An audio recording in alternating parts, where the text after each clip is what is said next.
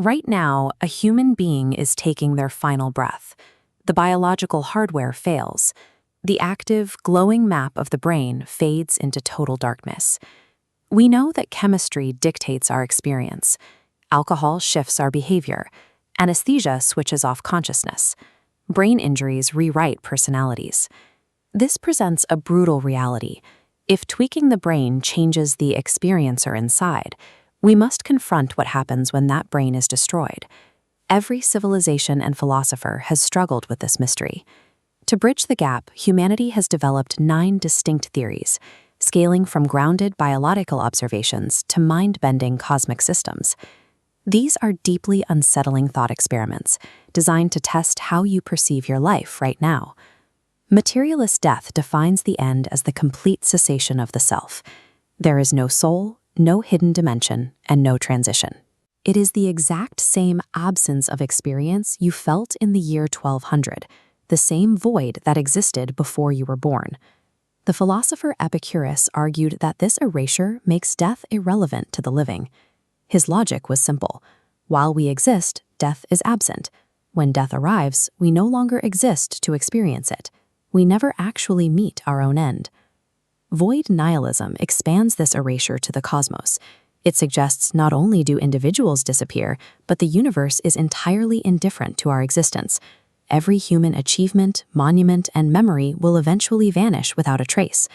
Albert Camus described this as the absurd, the clash between our human hunger for meaning and a silent universe that refuses to provide answers. If destruction is inevitable, any meaning in our lives is an invention.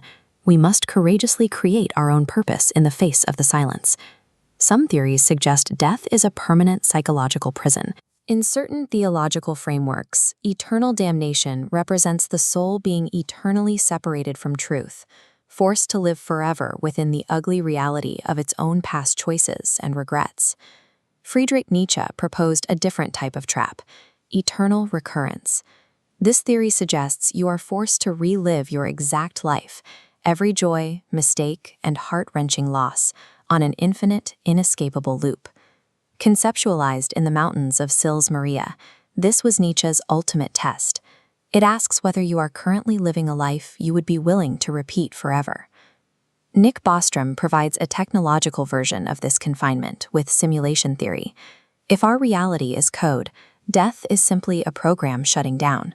Our data could be paused, deleted, or trapped indefinitely by an external observer. The true horror of these confinement theories is that death offers no relief. It simply freezes you within the consequences of the life you are living right now. Other perspectives suggest consciousness survives, even as your identity is stripped away. The spectator theory, found in Advaita Vedanta, argues that the ego and memories die, but pure awareness remains.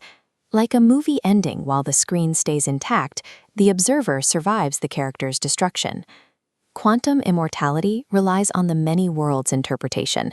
It suggests that at every lethal event, reality branches into every possible outcome.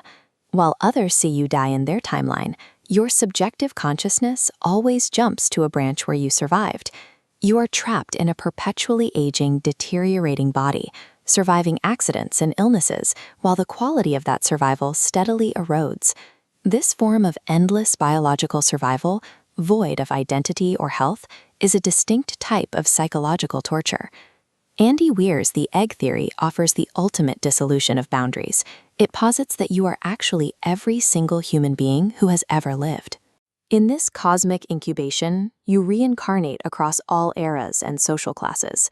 You will subjectively experience the life of every saint and every sinner until your soul has matured through the totality of human experience. This places the weight of the entire world on your current behavior.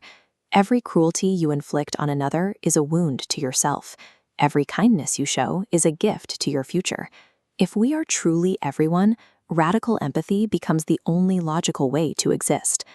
The final theory, mystical unknowability, suggests that the truth is simply beyond our reach.